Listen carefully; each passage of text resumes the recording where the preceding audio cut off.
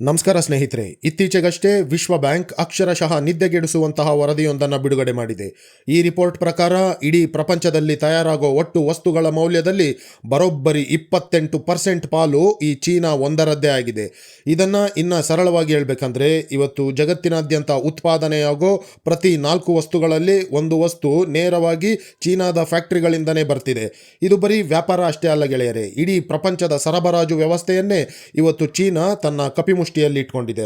America ಇರ್ಬೋದು ಅಥವಾ ಇಡೀ ಯುರೋಪ್ ಇರ್ಬೋದು, ಎಂತಹ ದೊಡ್ಡ ದೊಡ್ಡ ಬಲಿಷ್ಠ ದೇಶಗಳು ಕೂಡ ತಮ್ಮ ದೈನಂದಿನ ಅಗತ್ಯ ವಸ್ತುಗಳಿಗಾಗಿ ಚೀನಾವನ್ನೇ ನೆಚ್ಚಿ ಕೂರುವಂತಾಗಿರೋದು ಈಗ ಜಾಗತಿಕ ಆರ್ಥಿಕ ತಜ್ಞರ ನಿದ್ದೆಗೆಡಿಸ್ತಾ ಇದೆ. ಹಾಗಾದರೆ ಈ ಇಡೀ ಜಾಗತಿಕ ಆಟದಲ್ಲಿ ನಮ್ಮ ಭಾರತ ಎಲ್ಲಿದೆ ಗೊತ್ತಾ? ಇವತ್ತು ಜಗತ್ತಿನ 5ನೇ ಅತಿ ದೊಡ್ಡ ಆರ್ಥಿಕತೆ ಅಂತ ಕರೆಸ್ಕೊಳ್ಳೋ ಭಾರತದ ಪಾಲು ಈ ಉತ್ಪಾದನೆಯಲ್ಲಿ ಕೇವಲ 3% ಅಷ್ಟೇ. ಚೀನಾದ 28%ನ ದೊಡ್ಡ ನಂಬರ್ಗೆ ಹೋಲಿಸಿದ್ರೆ ಭಾರತದ ಈ 3% ಪಾಲು ತುಂಬ ಚಿಕ್ಕದಾಗಿ ತೀರಾ ನಗಣ್ಯವಾಗಿ ಕಾಣಿಸ್ಬೋದು. ಆದರೆ ಅಸಲಿ ರಾಜತಾಂತ್ರಿಕ ಆಟ ಶುರುವಾಗೋದೇ ಇಲ್ಲಿಂದ. ಯಾಕಂದರೆ ಅಮೆರಿಕ ಮತ್ತು ಯುರೋಪಿಯನ್ ದೇಶಗಳ ಇಂಡಸ್ಟ್ರಿಯಲ್ ಕೆಪಾಸಿಟಿ ಸಂಪೂರ್ಣವಾಗಿ ಕುಸಿದು ಬೀಳ್ತಾ ಇರೋ ಈ ಸಮಯದಲ್ಲಿ ಚೀನಾದ ಏಕಸ್ವಾಮ್ಯವನ್ನು ಮುರಿಯೋಕೆ ಪ್ರಪಂಚಕ್ಕಿರೋ ಏಕೈಕ ಭರವಸೆ ಅಂದರೆ ಅದು ನಮ್ಮ ಭಾರತ ಮಾತ್ರ. ಸೊ ವಿಶ್ವ ಬ್ಯಾಂಕ್ನ ಈ ವರದಿ ಭಾರತದ ಕುರಿತಾಗಿ ಹೇಳ್ತಿರೋದೇನು? ಜಗತ್ತನ್ನೇ ಆಳಿದ ಸೂಪರ್ ಪವರ್ ದೇಶಗಳು ಇವತ್ತು ಸೂಜಿ ದಾರಕ್ಕೂ ಚೀನಾದ ಮುಂದೆ ಕೈಚಾಚಿ ನಿಲ್ಲೋ ಪರಿಸ್ಥಿತಿಗೆ ಬಂದಿದ್ದೇ ಹೇಗೆ? ಇನ್ನು ಕೇವಲ 3% ಇರೋ ಭಾರತ ಚೀನಾದ 28%ನ ಸಾಮ್ರಾಜ್ಯಕ್ಕೆ ಟಕ್ಕರ್ ಕೊಡೋಕೆ ಸಾಧ್ಯನಾ? ಬನ್ನಿ ಒಂದೊಂದಾಗೆ ನೋಡ್ತಾ ಹೋಗೋಣ. ಗೆಳೆಯರೇ, ಒಂದು ಕಾಲದಲ್ಲಿ ಇಡೀ ಪ್ರಪಂಚದ ಉತ್ಪಾದನೆಯನ್ನು ಅಮೆರಿಕ ಮತ್ತು ಯುರೋಪ್ ದೇಶಗಳೇ ಕಂಟ್ರೋಲ್ ಮಾಡ್ತಾ ಇದ್ವು. ಆದರೆ ಈ ಪಾಶ್ಚಿಮಾತ್ಯ ದೇಶಗಳು ತಮ್ಮ ಅತಿಯಾದ ದುರಾಸೆಯಿಂದ ಒಂದು ಅತಿ ಜಾಣತನದ ಲೆಕ್ಕಾಚಾರ ಹಾಕಿದ್ವು. ಅದೇನೆಂದರೆ, ತಮ್ಮ ಸ್ವಂತ ದೇಶದಲ್ಲಿ ಕಾರ್ಮಿಕರಿಗೆ ಹೆಚ್ಚು ಸಂಬಳ ಕೊಟ್ಟು ವಸ್ತುಗಳನ್ನು ತಯಾರಿಸೋ ಬದಲು ನಾವ್ಯಾಕೆ ತಲೆ ಕೆಡಿಸ್ಕೋಬೇಕು, ನಮ್ಮೆಲ್ಲ ಫ್ಯಾಕ್ಟ್ರಿಗಳನ್ನು ಸೀದಾ ಚೀನಾಗೆ ಶಿಫ್ಟ್ ಮಾಡೋಣ, ಅಲ್ಲಿ ಕಮ್ಮಿ ಸಂಬಳದ ಕಾರ್ಮಿಕರನ್ನು ಹಿಡ್ಕೊಂಡು ಕೋಟಿ ಕೋಟಿ ಲಾಭ ಮಾಡ್ಕೊಳ್ಳೋಣ ಅಂತ ಡಿಸೈಡ್ ಮಾಡಿದ್ರು. ಮೇಲ್ನೋಟಕ್ಕೇನೋ ಇದೊಂದು ಅದ್ಭುತ ಬಿಸ್ನೆಸ್ ಐಡಿಯಾ ಥರನೇ ಕಾಣಿಸ್ತಿತ್ತು. ಆದರೆ ಈ ಅತಿಯಾದ ಲಾಭದ ಆಸೆಯಲ್ಲಿ ಅವರು ಕೇವಲ ತಮ್ಮ ಫ್ಯಾಕ್ಟ್ರಿಗಳನ್ನಷ್ಟೇ ಚೀನಾಗೆ ಔಟ್ಸೋರ್ಸ್ ಮಾಡಲಿಲ್ಲ, ಬದಲಿಗೆ ತಮ್ಮ ಇಡೀ ದೇಶದ ಆರ್ಥಿಕ ಭದ್ರತೆಯನ್ನೇ ಕೊಂಡೊಯ್ದು ಚೀನಾದ ಕಾಲಡಿಯಲ್ಲಿ ಒಪ್ಪಿಸ್ಬಿಟ್ರು. ಯಾಕಂದರೆ ಇವತ್ತು ಜಗತ್ತಿನ ಎಲೆಕ್ಟ್ರಾನಿಕ್ ವಸ್ತುಗಳಿಗೆ ಬೇಕಾಗೋ ಅತ್ಯಂತ ಪ್ರಮುಖವಾದ ಕಚ್ಚಾ ವಸ್ತುಗಳಿಂದ ಹಿಡಿದು ಯುರೋಪ್ನ ಆಸ್ಪತ್ರೆಗಳಿಗೆ ಬೇಕಾಗೋ ತುರ್ತು ವೈದ್ಯಕೀಯ ಸಾಮಗ್ರಿಗಳವರೆಗೆ ಪ್ರತಿಯೊಂದಕ್ಕೂ ಚೀನಾವನ್ನೇ ನೆಚ್ಚಿ ಕೂರಬೇಕಾದ ಒಂದು ಅತಿರೇಕದ ಅವಲಂಬನೆ ಅವರಿಗೆ ಸೃಷ್ಟಿಯಾಗಿದೆ. ಇದನ್ನು ಒಂದು ಸಿಂಪಲ್ ಎಕ್ಸಾಂಪಲ್ ಕೊಟ್ಟು ಹೇಳ್ತೀನಿ ಕೇಳಿ. ಇವತ್ತು ಅಮೆರಿಕದ ಅತಿ ಬಲಿಷ್ಠ ಫೈಟರ್ ಜೆಟ್ F-35 ಆರಬೇಕಂದ್ರೂ ಅದಕ್ಕೆ ಬೇಕಾಗೋ ರೇರ್ ಅರ್ತ್ ಮಿನರಲ್ಗಳಿಗಾಗಿ ಚೀನಾದ ಮುಂದೆನೇ ಕೈ ಚಾಚಬೇಕು. ಜಗತ್ತಿನ 80% ರೇರ್ ಅರ್ತ್ ಪ್ರೊಸೆಸಿಂಗ್ ಇವತ್ತು ಚೀನಾದ ಕಪಿಮುಷ್ಟಿಯಲ್ಲಿದೆ. ಇನ್ನು ಯುರೋಪ್ನ ಆಸ್ಪತ್ರೆಗಳಲ್ಲಿ ಜೀವ ಉಳಿಸೋ ಔಷಧಿಗಳಿಗಾಗಿ ಬೇಕಾಗೋ API ಅಂದರೆ ಆಕ್ಟಿವ್ ಫಾರ್ಮಾಸ್ಯೂಟಿಕಲ್ ಇಂಗ್ರೀಡಿಯೆಂಟ್ಸ್ನಲ್ಲಿ 70% ಚೀನಾದಿಂದಲೇ ಸಪ್ಲೈ ಆಗ್ತಾ ಇದೆ. ಇದನ್ನೇ ಜಿಯೋಪೊಲಿಟಿಕ್ಸ್ನಲ್ಲಿ ಸಪ್ಲೈ ಚೈನ್ ವೆಪನೈಸೇಷನ್ ಅಂತ ಕರೀತಾರೆ. ಪಾಶ್ಚಿಮಾತ್ಯ ದೇಶಗಳೇನಾದರೂ ಸ್ವಲ್ಪ ಉಲ್ಟಾ ಹೊಡೆದ್ರು ಕೇವಲ ಒಂದೇ ಒಂದು ರಾತ್ರಿಯಲ್ಲಿ ಔಷಧಿ ಮತ್ತು ಕಚ್ಚಾ ವಸ್ತುಗಳ ಸಪ್ಲೈ ಕಟ್ ಮಾಡಿ ಇಡೀ ಅಮೆರಿಕ ಮತ್ತು ಯುರೋಪನ್ನೇ ಉಸಿರು ಕಟ್ಟಿಸುವಂತಹ ಶಕ್ತಿ ಇವತ್ತು ಚೀನಾಗಿದೆ. ಹೀಗಾಗಿನೇ ಸ್ನೇಹಿತರೆ, ಕಣ್ಣೆದುರೇ ತಮ್ಮ ಬೃಹತ್ ಉತ್ಪಾದನಾ ಸಾಮ್ರಾಜ್ಯ ಚೀನಾದ ಪಾಲಾಗ್ತಾ ಇರೋದನ್ನು ನೋಡಿ ಅಮೆರಿಕ ಮತ್ತು ಯುರೋಪ್ಗೆ ಈಗ ನಿಜಕ್ಕೂ ದಿಕ್ಕೇ ತೋಚದಂತಾಗಿದೆ. ಚೀನಾದ ಈ ಟ್ರ್ಯಾಪ್ನಿಂದ ಹೇಗಾದರೂ ಮಾಡಿ ಹೊರಬಂದು ತಮ್ಮ ಇಡೀ ಸಪ್ಲೈ ಚೈನನ್ನು ಚೀನಾದಿಂದ ಬೇರೆ ಕಡೆಗೆ ಶಿಫ್ಟ್ ಮಾಡಬೇಕಂದ್ರೆ ಅವರಿಗೆ ಚೀನಾದಷ್ಟೇ ವಿಸ್ತಾರವಾಗಿರುವ ಅತಿ ದೊಡ್ಡ ಯುವಶಕ್ತಿ ಇರುವ ಮತ್ತು ಎಲ್ಲದಕ್ಕಿಂತ ಮುಖ್ಯವಾಗಿ ಪ್ರಜಾಪ್ರಭುತ್ವ ವ್ಯವಸ್ಥೆ ಇರೋ ಒಂದು ಗಟ್ಟಿ ಹಾಗೂ ಸ್ಟೇಬಲ್ ದೇಶ ಬೇಕೇ ಬೇಕು. ಆ ಜಾಗತಿಕ ಹುಡುಕಾಟದಲ್ಲಿ ಅಮೆರಿಕ ಮತ್ತು ಯುರೋಪ್ಗೆ ಈಗ ಸ್ಪಷ್ಟವಾಗಿ ಕಾಣಿಸ್ತಿರೋ ಏಕೈಕ ಆಧಾರ ಸ್ತಂಭ ಅಂದ್ರೇ ಅದು ನಮ್ಮ ಹೆಮ್ಮೆಯ ಭಾರತ ಮಾತ್ರ. ಜಾಗತಿಕ ಉತ್ಪಾದನೆಯಲ್ಲಿ ಸದ್ಯಕ್ಕೆ ಭಾರತದ ಪಾಲು ಕೇವಲ 3% ಇರಬಹುದು. ಸಾಮಾನ್ಯ ಲೆಕ್ಕಾಚಾರದಲ್ಲಿ ಇದು ತುಂಬ ಸಣ್ಣ ನಂಬರ್. ಆದರೆ ಗೆಳೆಯರೇ, ಇವತ್ತಿನ ಗ್ಲೋಬಲ್ ಜಿಯೋಪಾಲಿಟಿಕ್ಸ್ನಲ್ಲಿ ಇದೇ 3% ದೊಡ್ಡ ಮಟ್ಟದ ಗೇಮ್ ಚೇಂಜರ್ ಆಗಿ ಬದಲಾಗ್ತಿದೆ. ಯಾಕಂದರೆ ಚೀನಾಗೆ ಪರ್ಯಾಯವಾಗಿ ಎದೆ ಕೊಟ್ಟು ನಿಲ್ಲಬಲ್ಲ ಭೌತಿಕ ಸಾಮರ್ಥ್ಯ ಮತ್ತು ಅಪಾರ ಮಾನವ ಸಂಪನ್ಮೂಲ ಭಾರತದಲ್ಲಿ ಬಿಟ್ಟರೆ ಬೇರೆಲ್ಲೂ ಇಲ್ಲ. ಹೀಗಾಗಿನೇ ಇಷ್ಟು ದಿನ ಜಗತ್ತಿನ ಕಣ್ಣಿಗೆ ಲೆಕ್ಕಕ್ಕೆ ಇಲ್ಲದಂತಾಗಿದ್ದ ಭಾರತದ ಈ 3% ಪಾಲು ಇವತ್ತು ಇಡೀ ಯುರೋಪಿಯನ್ ದೇಶಗಳ ಬೃಹತ್ ಬಂಡವಾಳವನ್ನು ತನ್ನತ್ತ ಸೆಳೆಯುವ ಅತ್ಯಂತ ಪ್ರಬಲ ಹಾಗೂ ಬಲಿಷ್ಠ ಆರ್ಥಿಕ ಅಸ್ತ್ರವಾಗಿ ರೂಪುಗೊಳ್ತಿದೆ. ಇದರಿಂದ ಭಾರತಕ್ಕೆ ಎಷ್ಟು ದೊಡ್ಡ ಮಟ್ಟದ ಲಾಭ ಆಗ್ತಿದೆ ಗೊತ್ತಾ? ಗೆಳೆಯರೇ, ಇಡೀ ಪ್ರಪಂಚದ ಕಾರ್ಪೊರೇಟ್ ಜಗತ್ತಲ್ಲಿ ಇವತ್ತು ಚೀನಾ +1 ಅನ್ನೋ ಒಂದು ದೊಡ್ಡ ಸಂಚಲನ ಅಕ್ಷರಶಃ ಬಿರುಗಾಳಿಯಂತೆ ಶುರುವಾಗಿದೆ. ಜಾಗತಿಕ ಮಟ್ಟದ ದಿಗ್ಗಜ ಕಂಪನಿಗಳೆಲ್ಲವೂ ಈಗ ಹೇಗಾದರೂ ಮಾಡಿ ಚೀನಾದಿಂದ ಹೊರಬರಲು ತುದಿಗಾಲಲ್ಲಿ ನಿಂತಿವೆ. ಮತ್ತು ಇದೇ ಹೊತ್ತಲ್ಲಿ ಆ ಬೃಹತ್ ಕಂಪನಿಗಳನ್ನು ತನ್ನತ್ತ ಸೆಳೆಯೋದಕ್ಕೆ ಭಾರತ ಸರ್ಕಾರ ಕೂಡ ಬ್ರಹ್ಮಾಸ್ತ್ರದಂತಹ ಒಂದು ಆರ್ಥಿಕ ಬಲೆಯನ್ನೇ ಹೆಣೆದುಕೊಂಡು ಕೂತಿದೆ. ಚೀನಾದ ಉತ್ಪಾದನಾ ವಲಯವನ್ನು ಒಳಗೊಳಗೆ ನಡುಗಿಸ್ತಿರೋ ಭಾರತದ ಆ ಇಂಡಸ್ಟ್ರಿಯಲ್ ಕೌಂಟರ್ ಅಫೆನ್ಸಿವ್ ತಂತ್ರಗಾರಿಕೆ ಪ್ರಮುಖವಾಗಿ 4 ಬಲಿಷ್ಠ ಪಿಲ್ಲರ್ ಪಿಲ್ಲರ್ಗಳ ಮೇಲೆ ನಿಂತಿದೆ. ಅದರ ಮೊದಲನೇ ಪಿಲ್ಲರ್ ಚೀನಾದ ಟೆಕ್ ಮೊನೊಪೊಲಿಯನ್ನು ಬೇರು ಸಮೇತ ಧ್ವಂಸ ಮಾಡ್ತಿರೋ ಟಾರ್ಗೆಟೆಡ್ ಪ್ರೊಡಕ್ಷನ್ ಲಿಂಕ್ಡ್ ಇನ್ಸೆಂಟಿವ್ ಅಥವಾ PLI ಸ್ಕೀಮ್.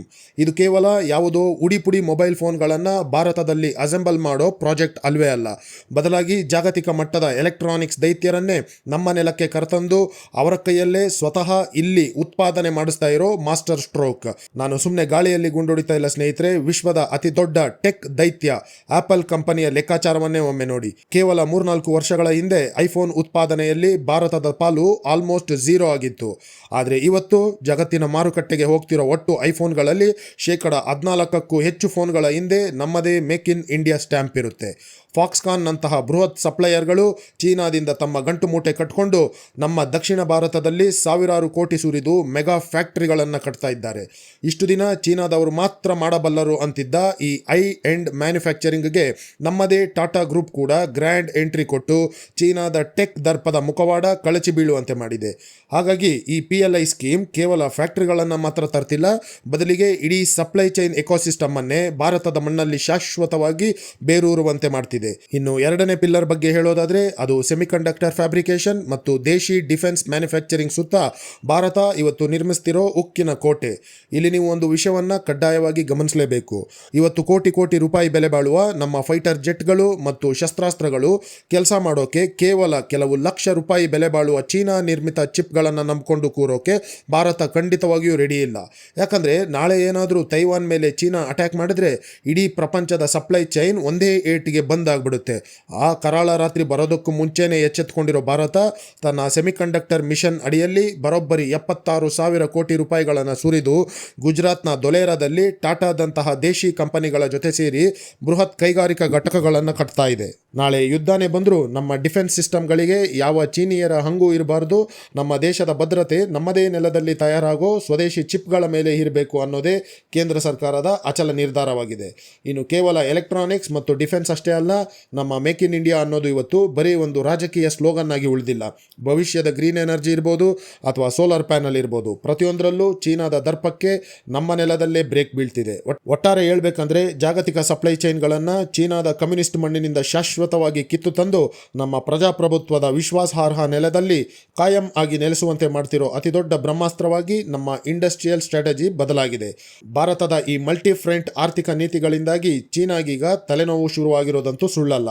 ಆದರೆ ಮೇಲ್ನೋಟಕ್ಕೆ ಮಾತ್ರ ಬಲಿಷ್ಠವಾಗಿ ಕಾಣಿಸೋ ಚೀನಾದ ಈ $4.5 ಟ್ರಿಲಿಯನ್ ಮ್ಯಾನುಫ್ಯಾಕ್ಚರಿಂಗ್ ಸಾಮ್ರಾಜ್ಯದ ಹಿಂದೆ ಜಗತ್ತಿನ ಕಣ್ಣಿಗೆ ಸುಲಭವಾಗಿ ಕಾಣದ ಒಂದು ಭೀಕರ ಆರ್ಥಿಕ ಸುಳಿ ಅಡಗಿದೆ. ಅದೇನು ಗೊತ್ತಾ? ಚೀನಾ ಇವತ್ತು ಕುತ್ತಿಗೆವರೆಗೂ ಸಾಲ ಮಾಡಿಕೊಂಡು ಓವರ್ ಪ್ರೊಡಕ್ಷನ್ ಕ್ರೈಸಿಸ್ ಅಲ್ಲಿ ಒದ್ದಾಡ್ತಾ ಇದೆ. ಅಸಲಿಗೆ ಅಲ್ಲಿ ಆಗ್ತಾ ಇರೋದೇನೆಂದ್ರೆ, ಚೀನಾದ ಕಮ್ಯುನಿಸ್ಟ್ ಸರ್ಕಾರ ತನ್ನ ದೇಶದ GDP ನಂಬರನ್ನು ದೊಡ್ಡದಾಗಿ ತೋರಿಸ್ಕೊಳ್ಳೋದಕ್ಕೆ ಮತ್ತು ಅಲ್ಲಿನ ಫ್ಯಾಕ್ಟರಿಗಳು ಮುಚ್ಚೋಗಬಾರ್ದು ಅನ್ನೋ ಒಂದೇ ಒಂದು ಕಾರಣಕ್ಕೆ ಬ್ಯಾಂಕುಗಳಿಂದ ಕೋಟಿ ಕೋಟಿ ಸಾಲ ಕೊಡಿಸ್ತಾ ಇದೆ. ಆ ಸಾಲದ ದುಡ್ಡಲ್ಲಿ ಲಿಥಿಯಂ ಬ್ಯಾಟ್ರಿ, EV ಕಾರ್ ಮತ್ತು ಸೋಲಾರ್ ಪ್ಯಾನಲ್ಗಳನ್ನು ಬೇಕಾಬಿಟ್ಟಿ ಉತ್ಪಾದನೆ ಮಾಡ್ತಾ ಇದೆ. ಇದನ್ನೇ ಜಾಗತಿಕ ಮಾರುಕಟ್ಟೆಯಲ್ಲಿ ಡಂಪಿಂಗ್ ಅಂತ ಕರೀತಾರೆ. ಒಳಗಡೆ ಅವರದ್ದೇ ದೇಶದಲ್ಲಿ ರಿಯಲ್ ಎಸ್ಟೇಟ್ ಮಾರುಕಟ್ಟೆ ಸಂಪೂರ್ಣವಾಗಿ ಕುಸಿದು ಬಿದ್ದಿರೋದ್ರಿಂದ ಅಲ್ಲಿನ ಜನಕ್ಕೆ ಈ ವಸ್ತುಗಳನ್ನು ಕೊಳ್ಳೋ ಸಾಮರ್ಥ್ಯವೇ ಇಲ್ಲ. ಹೀಗಾಗಿ ಬೇಡಿಕೆ ಇಲ್ಲದೆ ಇದ್ರೂ ಉತ್ಪಾದನೆಯಾಗಿರೋ ಈ ಬೆಟ್ಟದಷ್ಟು ಸರಕುಗಳನ್ನು ಜಗತ್ತಿನಾದ್ಯಂತ ಅತಿ ಕಡಿಮೆ ಬೆಲೆಗೆ ತಂದು ಸುರಿತಾ ಇದ್ದಾರೆ. ಒಳಗಡೆಯಿಂದ ಸೂಕ್ಷ್ಮವಾಗಿ ಗಮನಿಸಿದ್ರೆ ಇದು ಸಂಪೂರ್ಣವಾಗಿ ಟೊಳ್ಳಾಗಿರೋ ಒಂದು ಆರ್ಥಿಕ ಕೋಟೆ ಅಷ್ಟೇ. ಆದರೆ ಇದಕ್ಕೆ ತದ್ವಿರುದ್ಧವಾಗಿ ನಿಂತಿರೋದೇ ನಮ್ಮ ಹೆಮ್ಮೆಯ ಭಾರತದ ಡಿಮ್ಯಾಂಡ್ ಡ್ರೈವನ್ ಮಾಡೆಲ್.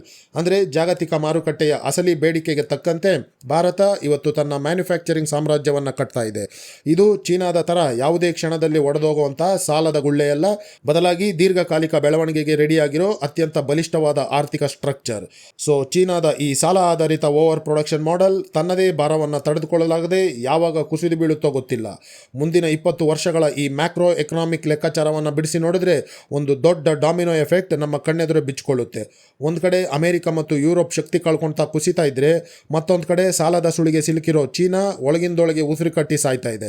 ಇದೇ ಗ್ಯಾಪಲ್ಲಿ ಇಷ್ಟು ದಿನ ಯಾವ ದೇಶದ 3% ನೋಡಿ ಎದುರಾಳಿಗಳು ನಗ್ತಾ ಇದ್ರೋ, ಅದೇ ಭಾರತ 2045 ಹೊತ್ತಿಗೆ ಗ್ಲೋಬಲ್ ಎಕನಾಮಿಯ ಕಂಟ್ರೋಲನ್ನು ಸಂಪೂರ್ಣವಾಗಿ ತನ್ನ ಕೈಗೆ ತೆಗೆದುಕೊಳ್ಳೋದಂತೂ ಗ್ಯಾರಂಟಿ. ಪ್ರಪಂಚದ ಫ್ಯಾಕ್ಟರಿ ಫ್ಲೋರ್ ಕಿರೀಟ ಚೀನಾದಿಂದ ಕಳಚಿ ಭಾರತದ ನೆಲದಲ್ಲಿ ಬಂದು ಕೂರುತ್ತೆ. ಆದರೆ ಗೆಳೆಯರೇ, ಭವಿಷ್ಯದ ಗರ್ಭದಲ್ಲಿ ಒಂದು ಕಠೋರವಾದ ಕಹಿ ಸತ್ಯ ಕೂಡ ಅಡಗಿದೆ. ತನ್ನ ಆರ್ಥಿಕ ಸಾಮ್ರಾಜ್ಯವೇ ಕಣ್ಮುಂದೆನೆ ಕುಸಿದು ಬೀಳ್ತಾ ಇದ್ರೆ ಚೀನಾ ನೋಡಿಕೊಂಡು ಸುಮ್ಮನೆ ಕೂರುತ್ತಾ? ತನ್ನ ಅಸ್ತಿತ್ವ ಉಳಿಸ್ಕೊಳ್ಳೋಕೆ 2045 ಹೊತ್ತಿಗೆ ಏಷ್ಯಾದಲ್ಲಿ ಒಂದು ಭೀಕರ ಮಿಲಿಟರಿ ಯುದ್ಧವನ್ನೇ ಶುರು ಮಾಡುವ ಹುಚ್ಚು ಸಾಹಸಕ್ಕೆ ಚೀನಾ ಕೈ ಹಾಕಲಿದೆಯಾ? ಈ ಗ್ಲೋಬಲ್ ಥ್ರೆಟ್ ಬಗ್ಗೆ ನಿಮ್ಮ ಅನಿಸಿಕೆ ಏನು ಅಂತ ಕಮೆಂಟ್ ಬಾಕ್ಸಲ್ಲಿ ತಿಳಿಸಿ. ಮುಂದಿನ ವಿಡಿಯೋದಲ್ಲಿ ಸಿಗ್ತೀನಿ. ಜೈ ಹಿಂದ್.